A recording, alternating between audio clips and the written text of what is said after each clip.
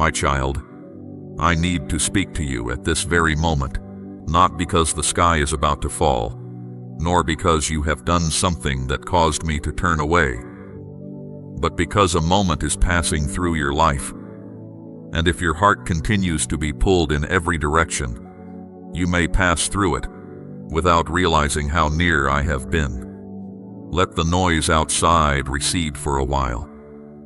Do not rush to search for answers in your phone, in the words of others, or in the predictions that have kept you awake at night. There is a word that must be placed precisely into the most exhausted place within you, and I do not want it to be buried beneath fear, busyness, or questions that do not yet have names. You asked me to speak. There were nights when you could only sigh without forming any words, yet I understood even what you could not express today. I am not answering you with a vague sign. I am calling directly into the part of you that you have tried to keep hidden, because what is about to unfold within you must begin with your hearing this clearly. I have never left the house of your life, even though some of its rooms have remained dark for far too long. You have looked at closed doors and assumed that the silence behind them was proof that I was no longer working. You have stood in the hallway of your own life, holding unresolved things in your arms, staring toward a place from which no answer came, and wondering whether I had forgotten the key. But you did not know that there are doors I do not open through force. I strengthen the hinges, repair the foundation, clear the room beyond them, and place the right person, the right timing, and the right words into position before I place the handle in your hand. What you call delay is sometimes quiet preparation. What you call absence is sometimes the season in which I am doing my deepest work. I have not abandoned you before a wall. I am protecting you from entering a place that is not yet ready to hold what you carry. And even now, a door has begun to move, not loudly or dramatically, but enough for light to pass through a crack where you once saw only darkness. I know you are tired of promises that sound beautiful, but have not yet touched reality. You do not need another sentence that lifts your emotions off for a few minutes only to leave you carrying the same burden afterward. That is why I do not speak to you as someone standing far away and looking down. I speak as the one who has walked through every room where you cried, every place where you sat in silence so that no one would know you were about to break, and every morning when you still rose even though something within you no longer wanted to begin again. I saw how you said you were fine so that others would not worry. I saw you check a message again and again, replay a sentence in your mind, blame yourself for believing, and then blame yourself again because you could not stop hoping. I saw you trying to work, trying to care for everyone, and trying to maintain the rhythm of an ordinary life while a part of you kept asking, when will it finally be my turn to have peace? I do not dismiss that question. I do not condemn you for being weary, but I have come to keep you from turning a difficult season into the final definition of your life. There is a difference between being in one dark room and believing that the entire house has lost its light. For many days, you have confused these two things. A power failure in one area does not mean every wire has been cut. A closed window does not mean the dawn has been canceled. One person leaving does not mean love has left the world. One broken plan does not mean your future has been taken from you. I am correcting the way you interpret signs. You have seen delay as rejection, silence as abandonment, and exhaustion as failure. But I see someone who is still standing, still praying, even when the prayer has become no more than a breath, and still choosing not to hurt others even while carrying pain. You think you are weak because you have not moved quickly. I see strength in the fact that you have not given up. You think you have lost your way. I see you being led along a longer road so that you may avoid a place that was never meant for you. At this very moment, I am placing peace around your mind like strong walls surrounding a house. I am not doing this so that you can hide from life, but so that you can see clearly without fear distorting everything before you. There is news you have not yet received. There are decisions others have not yet spoken aloud. There are matters that remain unresolved, but your safety is not determined by a phone call, an outcome, a door, or a person who is hesitating. You belong to me before anyone chose you, and you still belong to me, even when the person you have been waiting for does not know how to value what stands before them. Listen carefully. You are not standing outside in the middle of a storm without shelter. There, I have covered your life with a presence your eyes cannot measure. Some things were stopped before they reached your door. Some poisonous words lost their power before they found a place in your heart. Some plans that appeared capable of bringing you down were redirected in places you could not see. I know this is difficult to hear while your heart is still attached. You have held on to an old key, even though the lock was changed long ago.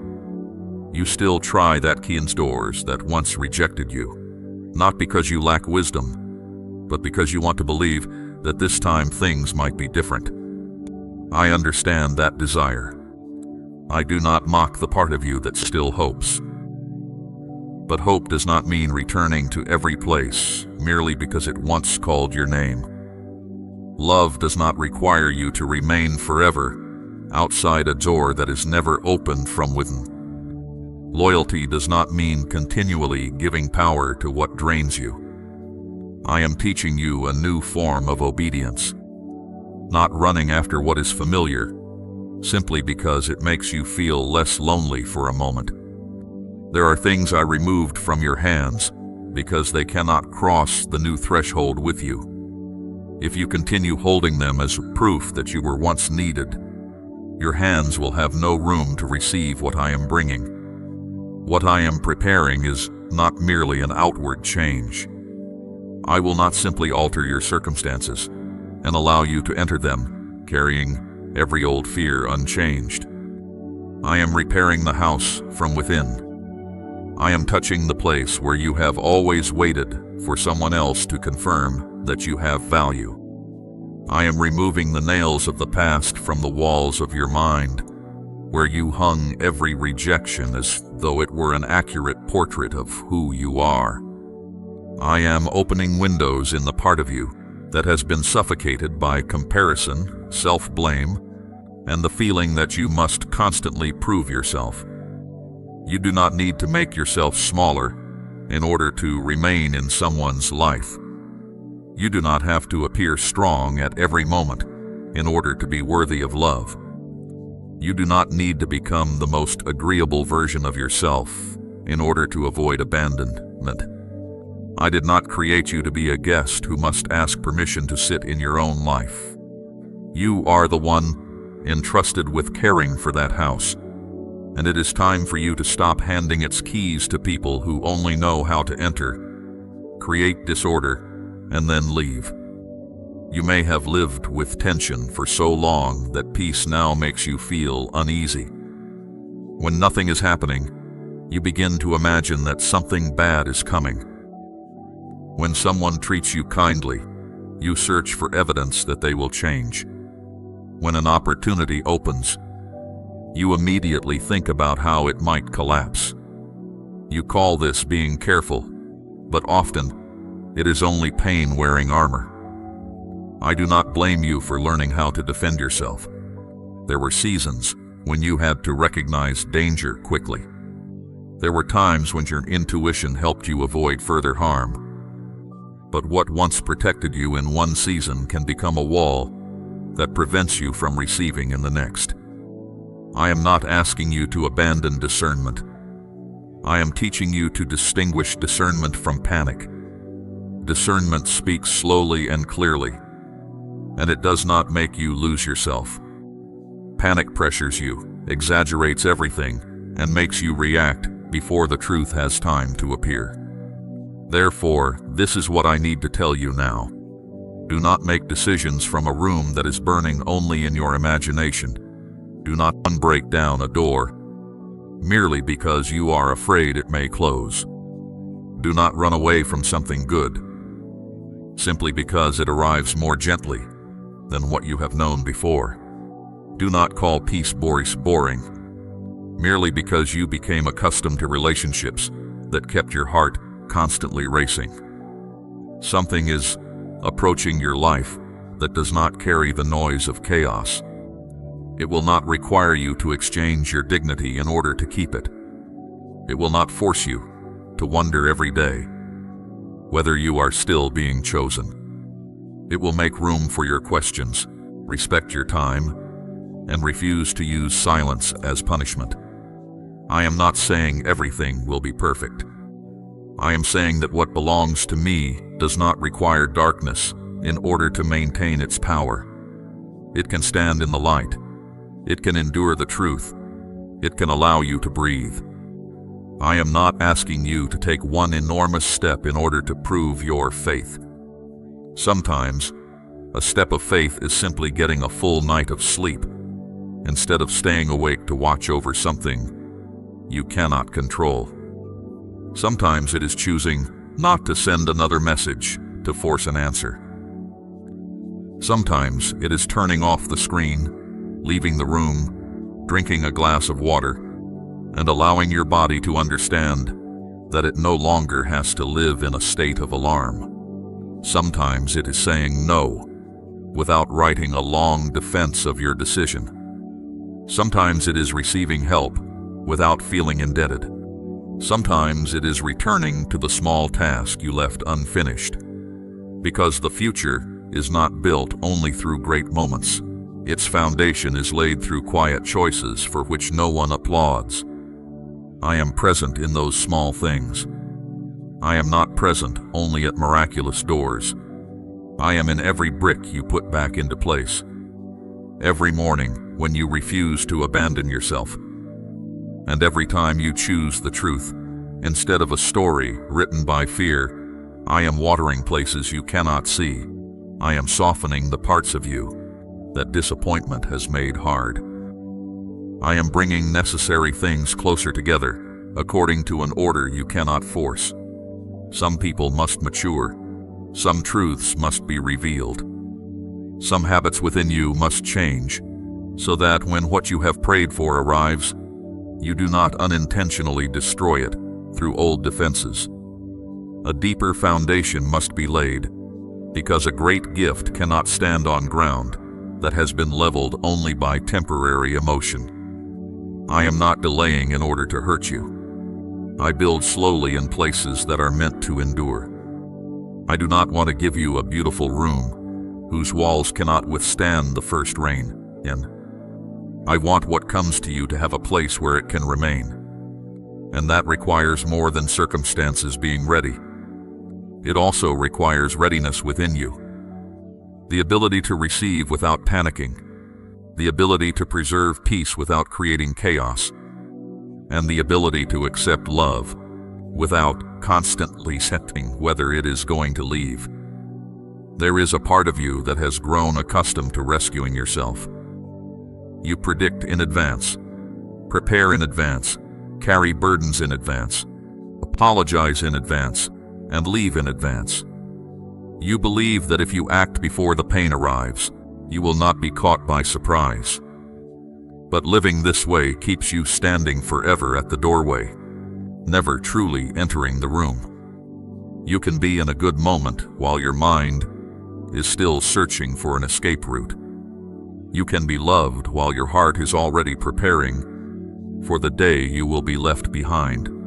You can receive an opportunity while secretly planning for failure, so that disappointment will hurt less. I see this. I understand where it came from. But you cannot build a future with bricks taken from a house that has already collapsed. I am giving you new materials: truth, boundaries, patience, the ability to wait for consistent actions, and the courage not to over-explain what you already know is right. These things may appear less dramatic, but they are the foundation of the peace you have asked for. Listen as I speak to you about tomorrow. Tomorrow is not an empty room into which every terrible thing can rush. I am already there before you. I do not stand outside time and watch you struggle to manage everything alone. I go before you, straightening the paths you cannot yet see, placing light around the bend, and closing routes that would pull you back toward what is old. This does not mean you will never encounter surprises. It means no surprise can cause me to lose control. You may receive news that makes your heart tremble, but you will not fall out of my hands. You may have to adjust a plan, but my purpose will not dissolve because of it.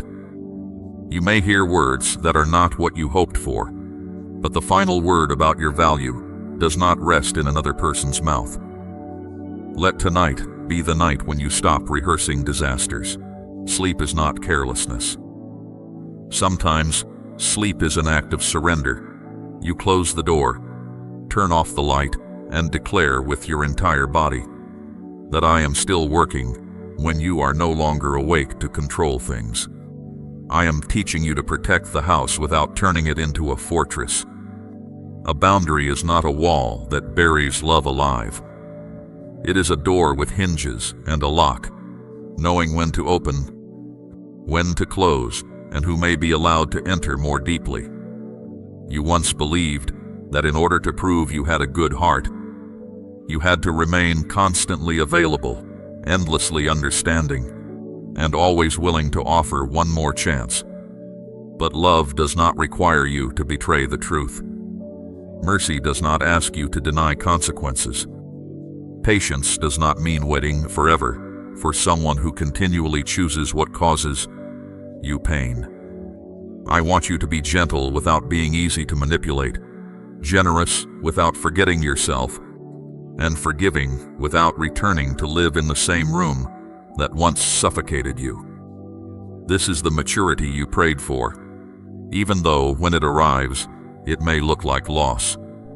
Some people will call your boundaries cold because they were accustomed to you having no limits. Do not use their reaction to measure whether what I am teaching you is right. You are entering a season in which it is no longer appropriate to beg for fragments of what you were meant to receive in fullness.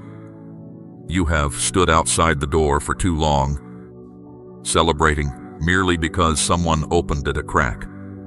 You learned to be grateful for the bare minimum because you feared that asking for clarity would cause you to lose everything. But I am not leading you into arrogance. I am leading you out of a hunger that caused you to mistake anything offered to you for nourishment. When someone truly wants to be present, you do not have to continually decipher them. When an opportunity is truly aligned with you, it may require effort, but it will not demand that you abandon your conscience. When a door comes from me, it will not require you to become someone else in order to fit within its frame. It may stretch you into growth, but it will not make you disappear. It may challenge you, but it will not use chaos to rule over you. Remember these signs, you will need them, because not everything that returns is something I am restoring. Something from the past may knock at your door when you begin to experience greater peace. It may come through a familiar voice, a delayed apology, an opportunity that resembles something you once prayed for, or a feeling of longing so powerful that you mistake it for confirmation. I am not telling you this to make you afraid. I am telling you so that you remain awake. Old things often return when they sense that they no longer control you. They do not always wear a frightening face. Sometimes they carry revised promises, a gentler attitude, or the exact words you waited a long time to hear. But do not judge change only by words spoken in a single moment. Look at the foundation. Look for consistency. Watch how that person responds when you ask questions, when you need time, and when you do not immediately open the door. What is genuine does not fear a lot. What has truly matured does not pressure you to forget the past before trust has been rebuilt. Let this reach even deeper. I am not concerned only with whether you receive something good.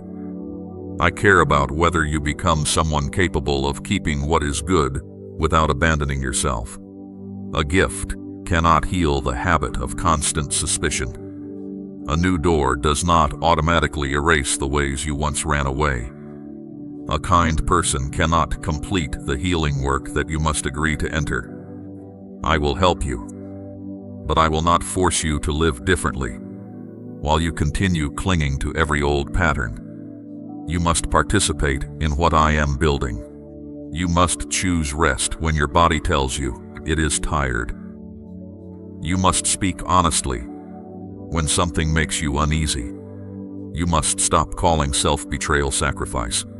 You must learn to endure the empty space between releasing what is old and receiving what is new, without rushing to fill it with just anyone. That empty space is not punishment. It is a room that has been cleared. Do not drag rotting furniture back inside merely because the new room is temporarily empty. Now look back upon the road, not through the eyes of shame, but through the eyes of understanding. You did the best you knew how to do with the level of healing you possessed at the time. You stayed for a long time because you believed the promises. You forgave repeatedly because you wanted to love as I love. You remained silent because you had not yet learned how to protect your voice. You returned because loneliness made the old door look like home. I am not standing here to condemn the former version of you. I am leading that version of you out of the room. Thank them for surviving, but do not require them to continue leading your future. Someone who survived a storm does not have to build a permanent shelter inside the storm. You can learn without hating yourself. You can make corrections without denying the goodness that once caused you to give too much. You can mature without becoming hard. This is the work I am doing, keeping your heart soft while giving it a backbone. Take a deep breath. Place your hand upon the place within you that feels the most tense, and allow yourself to be still. I am not rushing you. Although these words needed to reach you now, I am not pressuring you to act in panic. My urgency is not the same as fear's haste. I am calling you to pay attention because an inner decision is taking shape, and that decision will affect how you walk through the days ahead. I want you to move from peace, not from scarcity, from discernment, not obsession, from a value that has already been established, not from the need for someone else to prove it. Let the amen within your heart become more than a spoken response. Let it become your agreement for me to rearrange the house, to close the windows through which poisonous winds are still entering, repair the broken locks, reopen the rooms you believed could no longer be used, and return you to the position of one who is loved, rather than one who must constantly beg for love. But before I place the key to the opening door into your hand, you must confront the deepest barrier still standing in this hallway. The part of you that would rather return to familiar pain than step into something good that you do not yet know how to trust. That part of you is not as weak as you have believed. It was formed through the times when you stepped forward with open hands only to return holding yourself together. It learned that what is familiar, even when painful, is more predictable than something good that has not yet taken shape. It remembers the days when a promise made you believe, only for silence to make you question everything.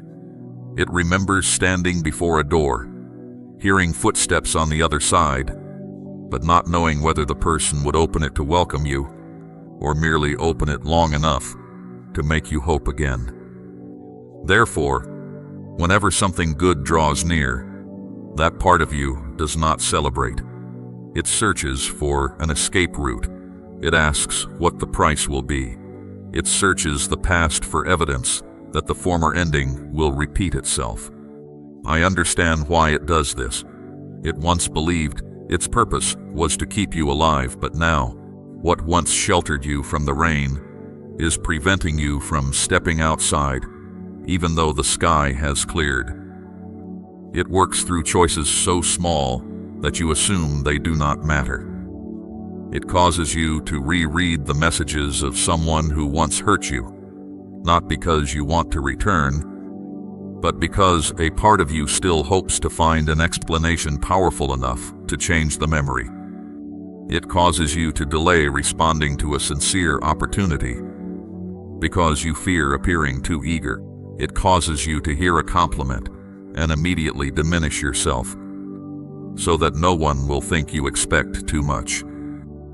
It causes you to establish a boundary and then break it the moment someone appears disappointed. It causes you to test a new person through silence, distance, or questions for which you already have an expected answer, simply to see whether they will leave as the previous person is first. And each time this happens, the door to the new season does not close because I changed my mind.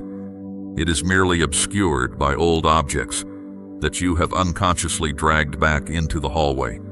You need to see this without shame. Self-protection does not make you difficult to love. It reveals that you once lacked a place safe enough for you to be vulnerable. You had to learn how to read a room before entering it, study another person's expression before speaking honestly, and hide your needs before anyone could call them a burden. You became skilled at detecting slight changes in someone's tone, an unusual delay between two messages, or a look in their eyes that was different from the day before. That ability once helped you prepare for things others were not honest enough to say. But now it causes you to stand guard even when there is no intruder. It turns every sound into an alarm, every silence into rejection, and everything unclear into evidence that you are about to be abandoned. I am not removing your sensitivity. I am simply restoring it to its proper place so that it serves the truth rather than serving fear. Your new response begins with a pause, not a pause intended to punish someone, and not silence used as a weapon. It is the moment when you stop obeying your first reflex and ask, what is truly happening, and what is merely the past being projected onto the present? When your chest tightens, do not immediately send an explanation.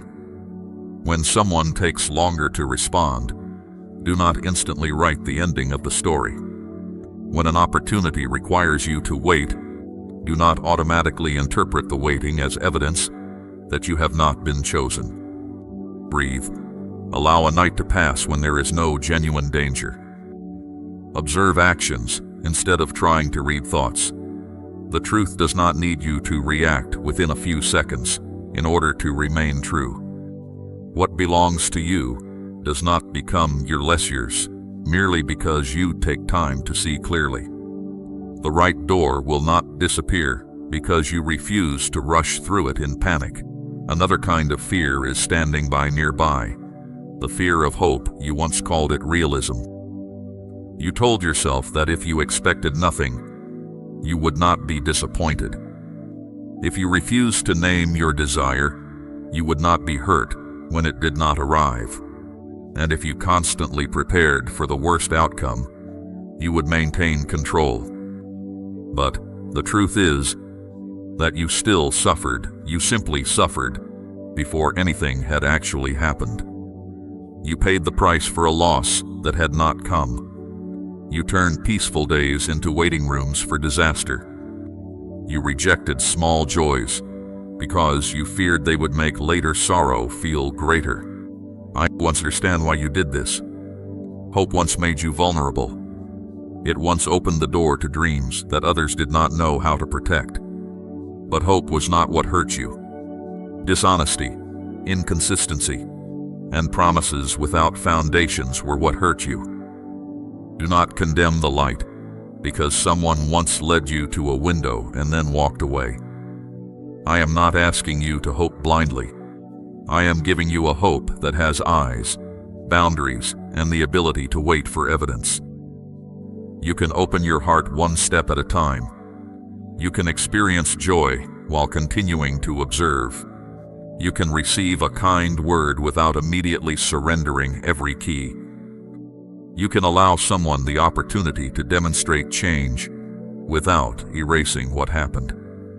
You can trust me without trusting every word spoken in the name of love. This is the distinction I want you to learn. Faith does not take away your discernment. Faith releases discernment from panic. It allows you to see something as it truly is, neither magnifying it into a miracle nor reducing it to a danger, simply because you are unfamiliar with peace. As for your need for control, I know that it was not born from arrogance, as you have sometimes accused yourself of believing. It was born from seasons when no one told you what was happening. You had to guess. You had to prepare. You had to become the keeper of the roof, even while you also needed shelter. Therefore, you learned to create many plans, imagine many scenarios, and take responsibility for the emotions of everyone in the room. You apologized before knowing whether you had done anything wrong. You adjusted your tone to prevent conflict. You offered solutions before others had the opportunity to carry their own responsibility. That ability helped you survive many difficult days. But now it is taking away your sleep, your presence in the moment, and your ability to receive help. It causes you to believe that if you release your grip, everything will collapse. Hear me. Some things are standing only because you continue to hold them, but not everything that remains standing deserves to be held. Surrender does not mean abandoning responsibility. It means returning each responsibility to its rightful owner. Your part is to speak honestly, prepare wisely, keep your word, observe the signs, and choose what aligns with the peace I have placed within you. The responsibility of others is to be truthful, accept consequences, demonstrate consistency, and manage their own emotions.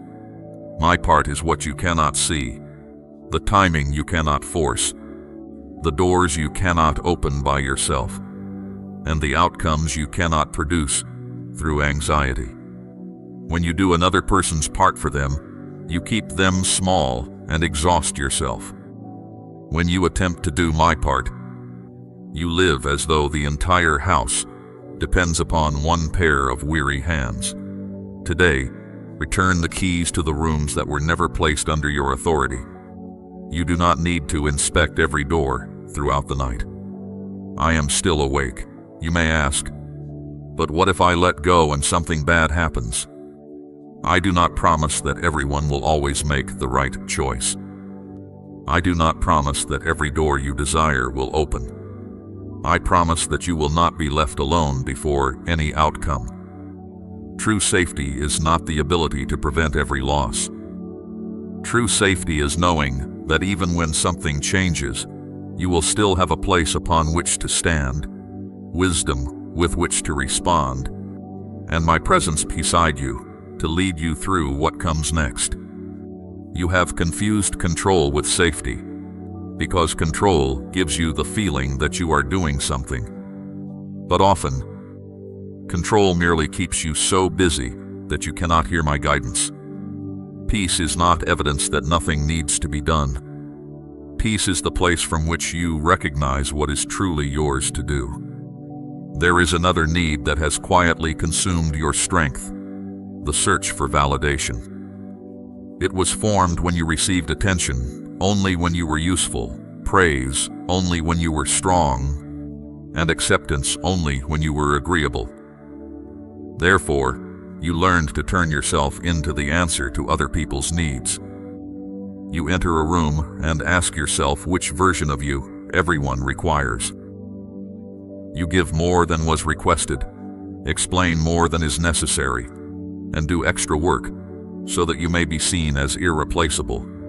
But someone who must constantly prove that they deserve to remain will never truly feel that they have come home. Every word of praise calms the fear only briefly, and soon you need more. I do not blame you. You tried to build your sense of worth with materials other people handed to you. But those materials change according to their moods, interests, and ability to see you. A foundation like that cannot withstand the weather. Banzik ting ang, Vaisant van tum ling, Chang chant va lin mike theotung duan dat. I am anchoring your worth more deeply than anyone's reaction to you. You are allowed to do good without being seen. You are also allowed not to do everything. You are allowed to disappoint others when their expectations require you to betray your own boundaries. You are allowed to receive praise without denying it, but you do not need to turn it into your source of life. The next time you feel compelled to over-explain, stop at the simple truth. The next time you want to say yes, merely to preserve a good image, give yourself time before answering. The next time you feel that you must become someone's rescuer, ask whether they have done their part. Each time you refuse to chase approval, another old nail is removed from the wall. That wall will not collapse. It will become clean enough to hold a new image of who you are. Not an image painted by fear, but the image of someone who knows they are loved before they do anything at all. Now, I need you to pay attention to a person or a situation that has been causing your heart to waver. You know what I am touching, even though I have not called it by name. There are moments when you feel that things have changed, only for the fog to return immediately afterward. There are words that awaken hope in you, but the actions have not yet laid a foundation. There is closeness, but there is still no clarity. There is care, yet you are still left guessing where you stand. I am not telling you to close the door immediately. Neither am I telling you to hand over the key. I am telling you to observe. What is good can withstand time. Truth can withstand questions. A person whose intentions are upright will not require you to abandon discernment so that they can feel comfortable. Do not hastily call an emotional moment a lasting transformation. Watch how they respond when you are not convenient, when you maintain your boundaries, and when you do not rescue them from the consequences of their choices. That is where the foundation reveals itself. If that person is truly growing, they will not merely ask you to trust them.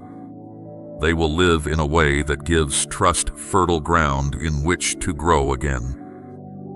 They will not pressure you to forget what happened. They will be humble enough to understand why you need time. They will not use tears, anger, or distance to force you to open the door. They will be willing to remain outside on the porch for a while, not as punishment, but as an act of respect for the home they once disrupted.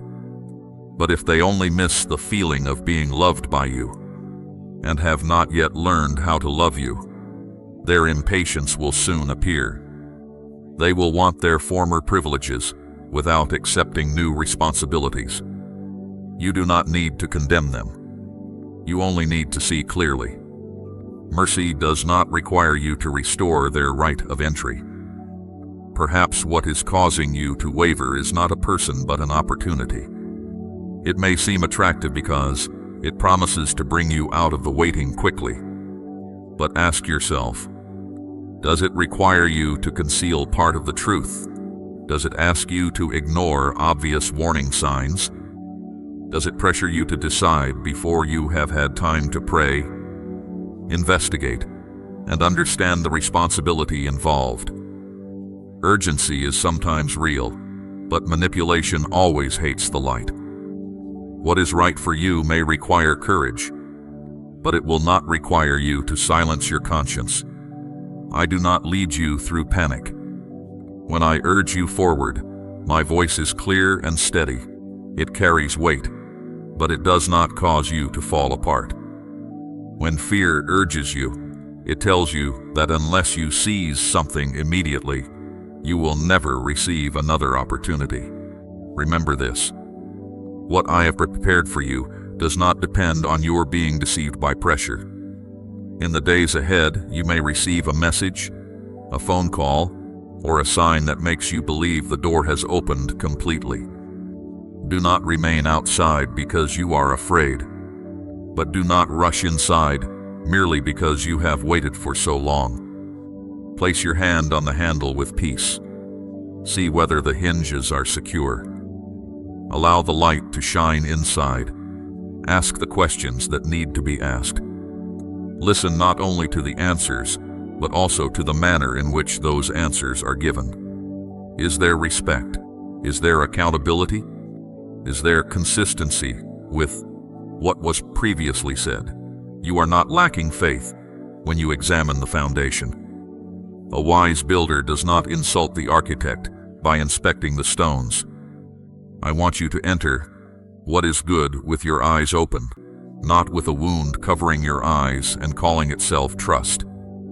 I promised you that something was being arranged beyond the reach of your sight. Now, I am closing that circle for you. The greatest hidden work has not been merely changing someone's mind, nor has it only been rearranging your circumstances. The greatest work is that I am restoring your power to choose. In the past, one message could determine the course of your entire day. Someone's silence could make you question your worth.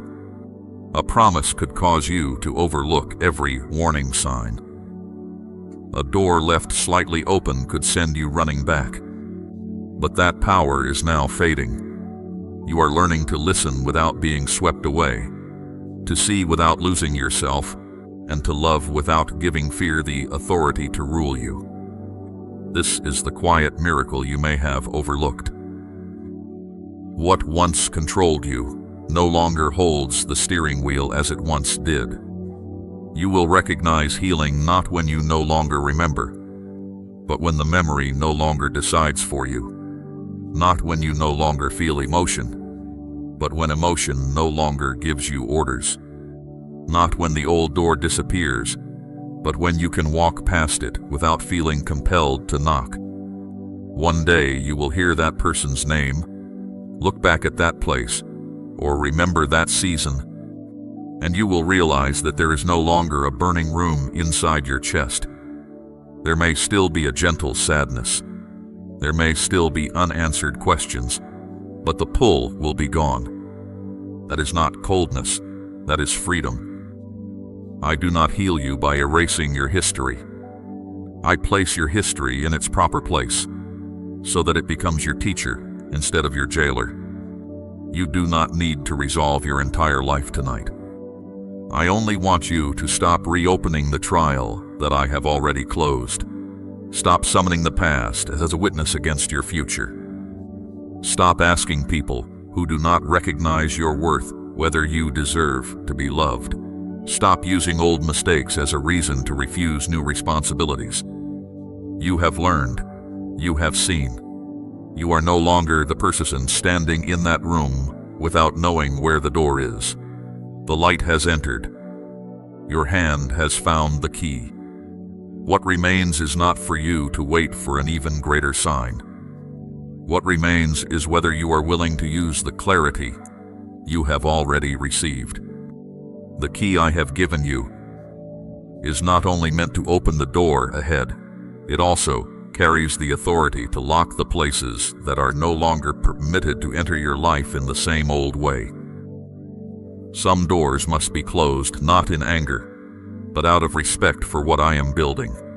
You do not need to slam them shut.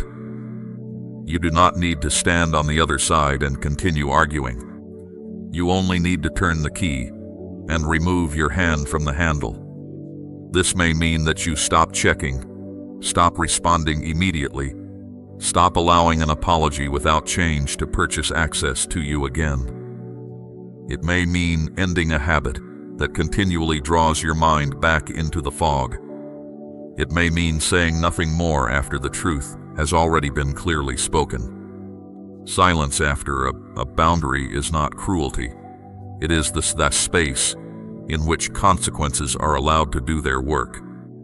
For your next step, I am asking only two simple things of you. First, choose one old door that you know you have quietly continued to leave slightly open, and close it through one specific and peaceful action. No grand declaration is necessary.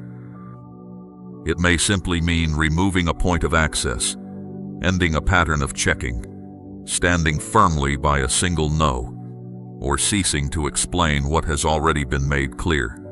Then do one small thing to prepare the new room. Complete a task, organize a corner, allow yourself a full night of rest, or speak honestly with someone who is safe. One action of closing. One action of preparation. That is enough for today. Tonight, when you turn off the lights, do not walk through your mind checking every door. Do not stand at the window imagining all the things that might come. Place the key beside me. The house is not left unattended while you sleep. The people you love do not fall beyond my care simply because you close your eyes. Tomorrow does not require you to stay awake all night in order to be prepared. I am already present in tomorrow. But now you understand something more. I am not only arranging the path, I am also making your feet peaceful enough to walk upon it. And when morning comes, rise not as someone who must search for worth, but as someone who carries worth into every room they enter. Speak more slowly when fear urges you to explain yourself. Wait a little longer when emptiness urges you to make a decision. Walk away when the truth has become clear, even if your emotions have not yet fully caught up. You do not need to feel strong before doing something courageous. You only need to remember who is walking beside you in the hallway, who preserved the roof through the nights when you did not know how, and who placed light beneath the door before you were brave enough to approach it. I am here. I am still here. Not as another noise competing with the world, but as the foundation beneath your feet that does not move. Not to make every choice for you, but so that you no longer have to choose from a place of abandonment.